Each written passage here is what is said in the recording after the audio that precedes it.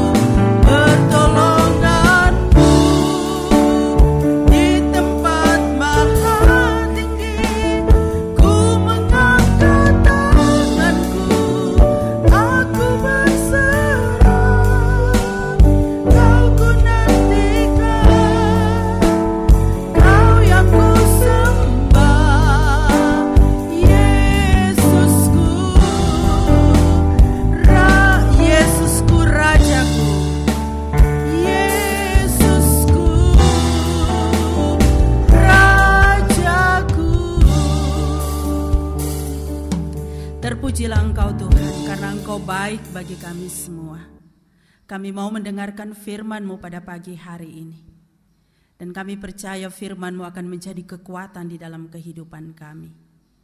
Berkati hamba-Mu yang akan menyampaikannya, biarlah kuasa, hikmat, dan arahan daripada Roh Kudus Tuhan ada bersama dengan hamba-Mu. Terpujilah nama-Mu Bapa, kami mau mendengarkan firman-Mu pada pagi hari ini.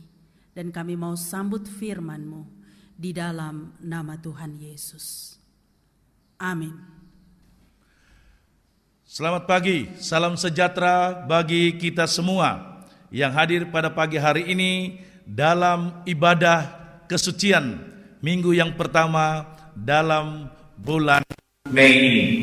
Saudara yang diberkati oleh Tuhan Yesus Kristus, tema kita pada pagi yang indah ini, bagaimana orang percaya kuat dan menang dalam menghadapi tantangan. Bagaimana orang percaya kuat dan menang menghadapi tantangan.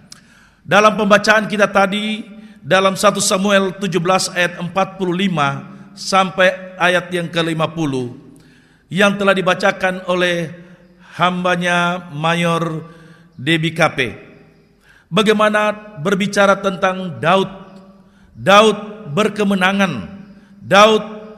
Kisah yang sangat menarik untuk kita pelajari pada hari ini. Bagaimana seorang yang biasa saja, seorang yang bukan seorang pemimpin yang luar biasa, dia orang yang biasa-biasa saja, seperti saudara dan saya, tetapi dia berkemenangan. Dia menjadi orang yang hebat, menjadi orang yang luar biasa, menjadi orang yang bisa melawan Goliat, bisa mengatasi persoalan, bisa mengatasi semua tantangan yang sedang dia hadapi.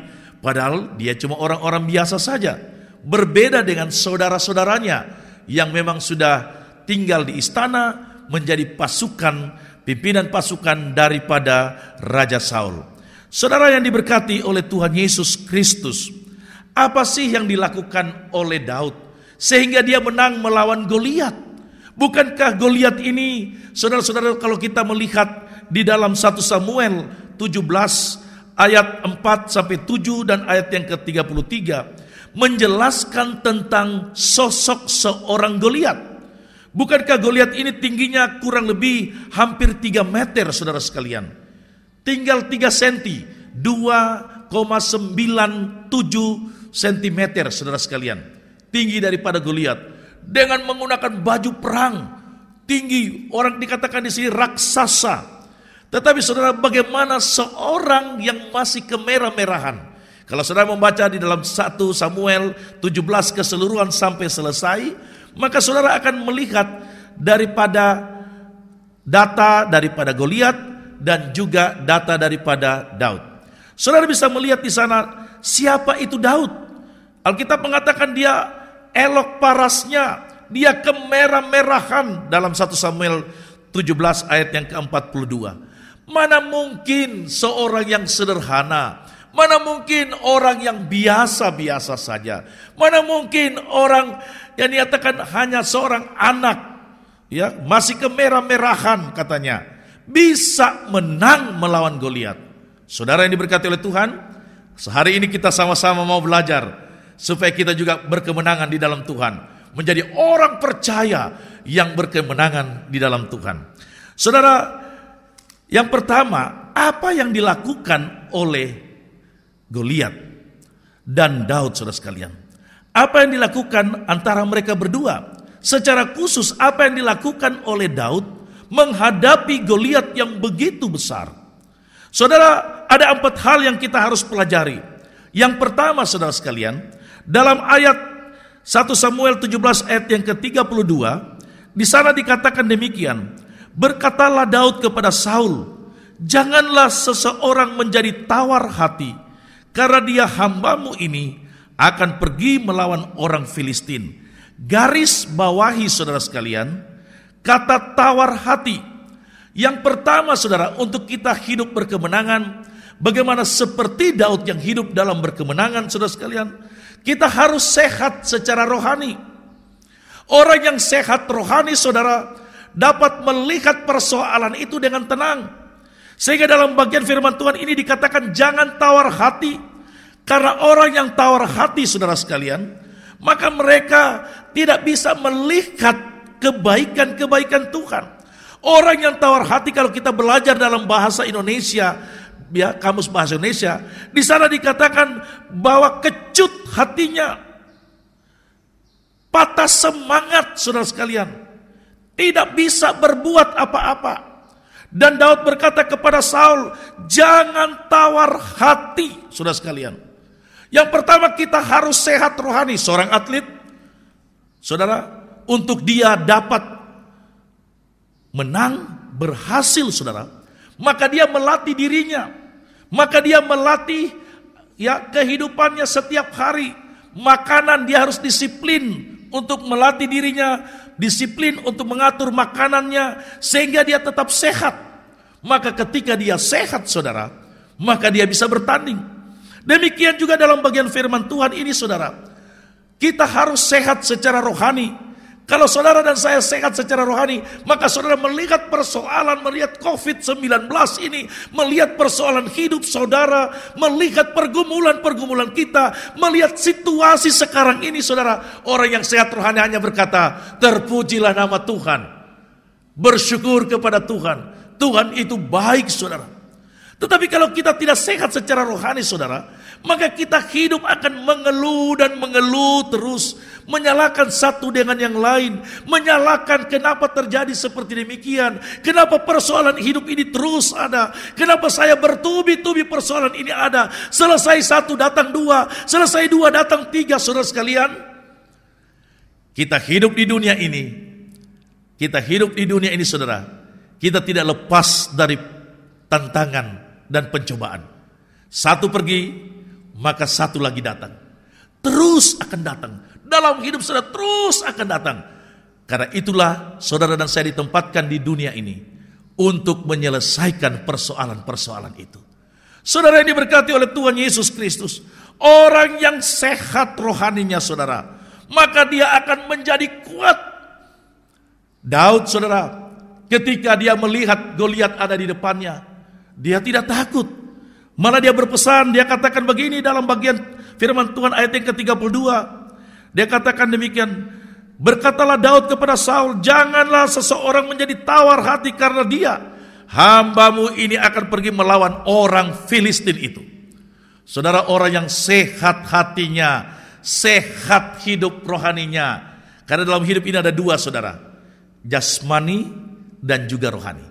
Kalau saudara sehat secara jasmani, rohani saudara sakit, maka saudara merasa ada sesuatu yang hilang dari hidup saudara.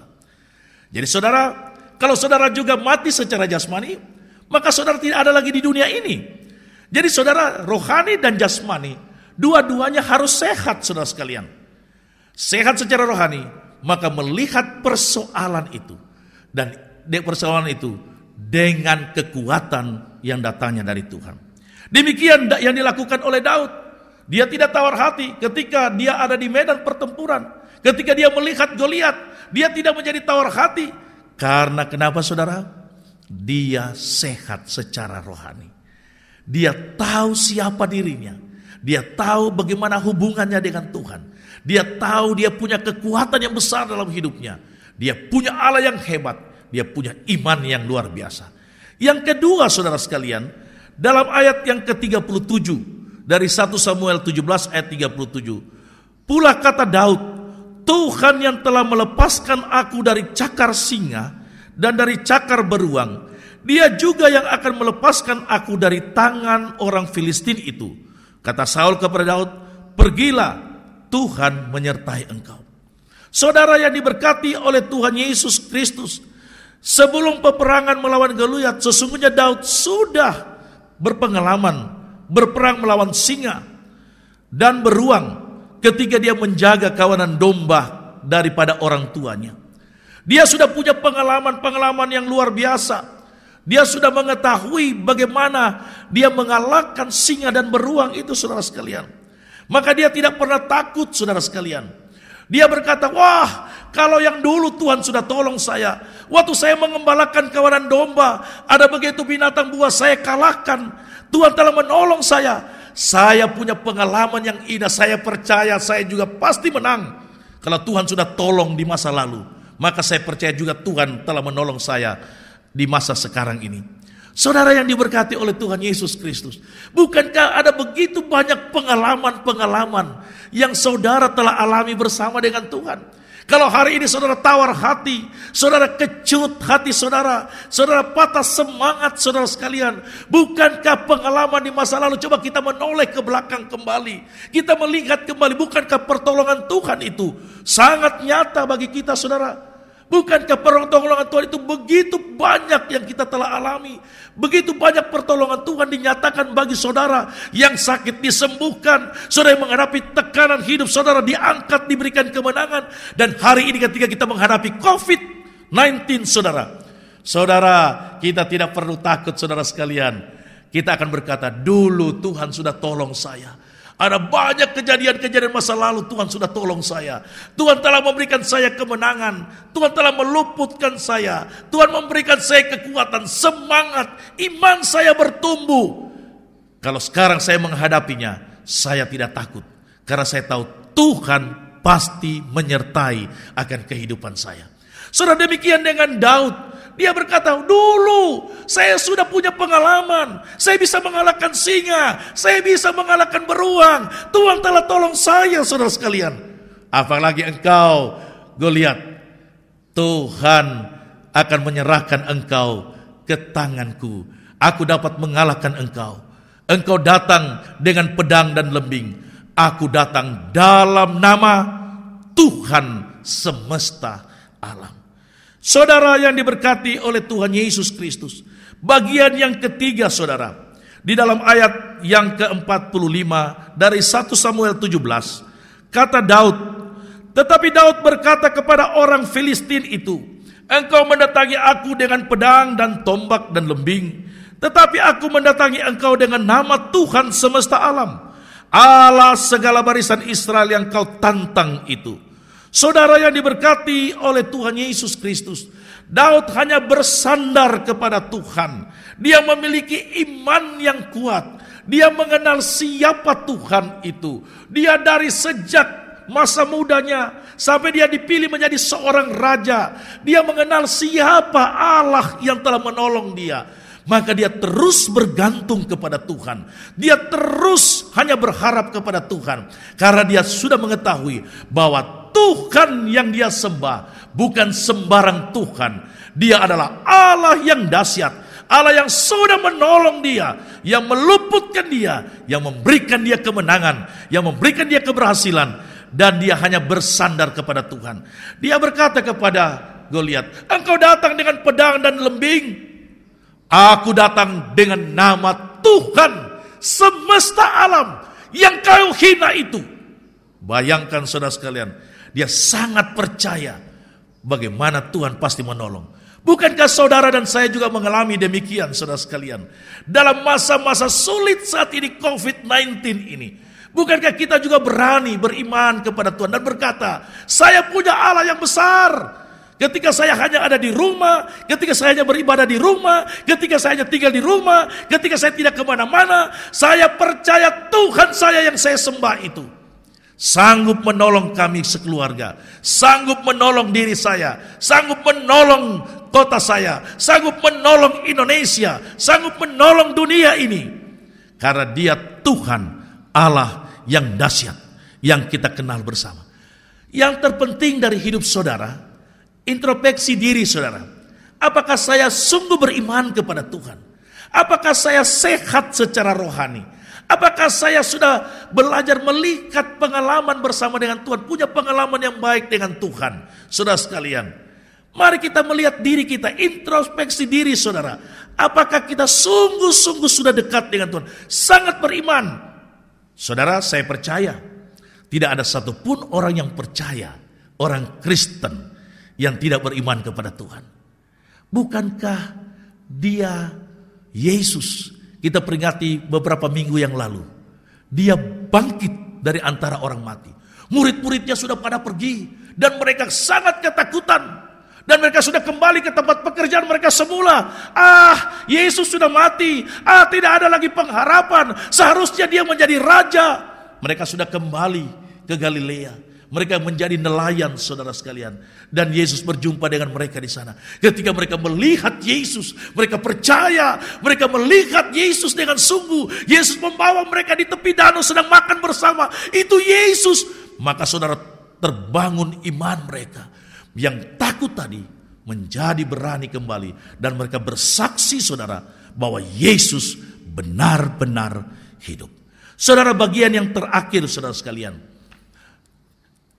dalam bagian yang terakhir ayat yang ke-49-50, 1 Samuel 17 ayat 49 sampai ayat yang ke-50.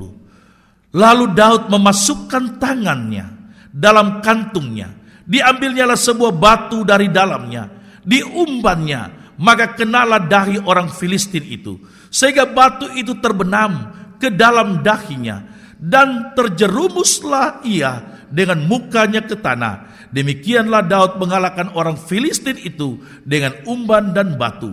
Ia mengalahkan orang Filistin itu dan membunuhnya tanpa pedang di tangan. Saudara yang diberkati oleh Tuhan, bagaimana mungkin saudara, hanya satu batu yang kecil, ya? Coba kita membayangkan saudara sekalian yang sedang mendengarkan renungan ini. Mana mungkin tinggi hampir 3 meter kurang 3 senti. Lalu lubang cuma ada di bagian dahinya, saudara sekalian. Semua tertutup sampai kaki dengan baju perang yang begitu luar biasa. Mana mungkin Daud dapat mengalahkan? Daud yang hanya kecil, mungkin hanya setinggi pinggangnya saja, saudara sekalian, dapat mengalahkan dengan batu yang sederhana ini. Saudara yang diberkati oleh Tuhan Yesus Kristus, itulah yang dikatakan oleh Daud awalnya tadi. Aku datang dalam nama Tuhan. Saudara sekalian, orang yang sehat rohaninya, orang yang selalu bergantung kepada Tuhan, orang yang mengandalkan Tuhan, orang yang melihat bagaimana pertolongan Tuhan di masa lalunya, saudara sekalian. Apa yang dia pegang sekalipun itu sederhana, saya percaya diberkati oleh Tuhan. Saudara, bukankah hanya satu utas tali dan satu batu kecil, lalu dia mulai menggoyang, dia mulai mengumban, saudara, dan dia melepaskan hanya sekali, saudara. Apakah kita bisa? Mungkin kita katakan tidak mungkin, tetapi mungkin bagi Tuhan. Kenapa, saudara? Karena Tuhan yang mengarahkan batu itu, maka Goliat itu jatuh dan mati. Saudara yang diberkati oleh Tuhan Yesus Kristus, bukankah ada pengalaman Daud yang lain, saudara? Ketika dia bermain kecapi, mungkin kalau saudara ditanya seperti apa bentuk kecapi, mungkin saya bisa menyampaikan seperti sebuah keroncong kecil, saudara sekalian. Ketika roh jahat menghinggapi Saul, maka dicarilah orang yang bisa bermain kecapi, maka dipanggillah Daud untuk bermain kecapi dengan kecapi yang sederhana, saudara. Dia cuma main, mungkin bunyinya tidak terlalu seindah gitar, tidak terlalu seindah band, satu alat musik yang lengkap, tapi coba bunyi keroncong. Coba saudara kalau memainkan keroncong dengan sederhana, maka roh jahat itu Alkitab katakan pergi. Apakah keroncongnya yang mengusir setan, saudara? Bukan. Oh, ini keroncongnya ada kuasa, belilah keroncongnya ini. Keroncongnya ini bagus, keroncongnya ini luar biasa, keroncongnya ini ada kuasa. Maka belilah keroncong itu, lalu saya pakai, saudara. Setannya tidak lari, saudara. Karena kalau bukankah kita suka berkata di dalam gereja, organ ini sudah tua, tidak ada gunanya, organ ini tidak ada roh lagi, ini drum ini tidak ada roh lagi, tidak bagus kita beribadah, tidak ada roh itu beribadah, karena musiknya sudah tua, saudara. Bukan alatnya, saudara. Bukan kecapinya yang berkuasa, saudara. Tetapi yang benar adalah Daudnya yang memiliki rohani yang sehat. Ketika dia memiliki rohani yang sehat, mengandalkan Tuhan, apa saja yang dipegangnya, apa saja yang diucapnya, apa saja yang dia pikirkan, diberkati oleh Tuhan. Saya percaya, saudara sekalian, pada hari ini juga, kalau kita sehat secara rohani, apa yang kita ucapkan, Apa yang kita pegang. Mungkin pekerjaan kita sederhana. Mungkin pekerjaan kita kecil. Kita tidak bisa bekerja lagi di kantor. Kita tidak bisa berbuat apa-apa. Saudara, berimanlah kepada Tuhan. Sehat secara rohani. Untuk sehat secara rohani, saudara, membaca firman Tuhan. Terus berdoa. Terus mengandalkan Tuhan. Percaya kepada Tuhan. Meminta kepada Tuhan. Maka saudara akan sehat secara rohani. Kalau saudara sehat seperti Daud, semua yang dia pegang, umban batu itu, waktu dia menggoyang dan melemparnya saudara, maka Goliat itu kalah. Karena Tuhan yang memberkati. Ketika dia memegang kecapi itu, yang sederhana itu, maka kuasa setan itu, kuasa roh jahat itu, yang menghinggapi Saul itu, lari, pergi saudara. Karena kecapi? Bukan. Karena umban batu itu Goliat kalah? Bukan. Karena Daud rohaninya sehat, saudara. Saudara diberkati oleh Tuhan. Dalam COVID-19 ini, apa yang kita harus lakukan? Kita harus sehat secara rohani. Kalau saudara sehat secara rohani, maka saudara akan melihat COVID-19 ini dengan positif. Wah, karena ada COVID ini, saya bisa bersama-sama keluarga. Karena COVID-19 ini, saya bisa ada di rumah. Banyak waktu saya dengan keluarga. Saya bisa berdoa, saya bisa bergumul, saya bisa membaca firman, dan lain sebagainya, saudara sekalian. Saudara diberkati oleh Tuhan. Akhir daripada perenungan saya ini, ada 4 hal, saudara, yang telah saya sampaikan kepada kita semua. Mari, yang sangat terpenting, saudara, jaga kehidupan kita, sehingga kita tetap sehat secara rohani. Tuhan Yesus memberkati kita sekalian. Amin. Saudara yang diberkati oleh Tuhan, mari kita berdoa. Kita bersyukur untuk firman Tuhan yang kita telah dengarkan. Kita percaya memberikan kekuatan kepada kita semua. Mari kita berdoa. Ya Allah Bapa di surga, kami menaikkan pujian syukur terima kasih kami kepadamu ya Tuhan. Untuk firman Tuhan yang kami boleh dengar tentang hamba-Mu Daud, yang luar biasa dipakai oleh Tuhan. Dan kami telah mendengarkannya, yang memberikan gambaran bagi kehidupan hamba-Mu dan kami semua. Untuk kami terus taat kepada Tuhan. Untuk kami terus mengandalkan Tuhan. Dan kalau kami sehat secara rohani, maka apa saja yang kami lakukan dalam masa sulit sekalipun, kami percaya hidup kami terus diberkati oleh Tuhan. Jadikanlah kami orang percaya yang kuat dan berkemenangan. Dan kami percaya semua umat yang telah mendengarkan bagian firman Tuhan ini akan diberkati dan terus diberkati oleh Tuhan dalam menghadapi COVID-19 ini. Kami akan dikuatkan terus, sekalipun kami harus ada di rumah, sekalipun kami bergereja dari rumah. Tapi kami sangat percaya Tuhan memberkati kami. Meteraikanlah firman-Mu ya Tuhan, sehingga kami kuat menghadapinya, menghadapi segala tantangan, mulai hari ini, besok dan seterusnya. Kami berdoa ya Tuhan, bagi semua anak-anak Tuhan, umat-Mu yang telah mendengarkan firman ini ya Tuhan. Tuhan memberkati mereka. Roh Kudus Tuhan melanjutkan dalam hidup mereka. Sehingga semua umat-Mu, mereka menikmati berkat Tuhan dan diberkati oleh Tuhan. Terpujilah nama-Mu ya Tuhan. Inilah doa kami, ucapan syukur kami. Di dalam nama Tuhan Yesus kami telah berdoa. Amin.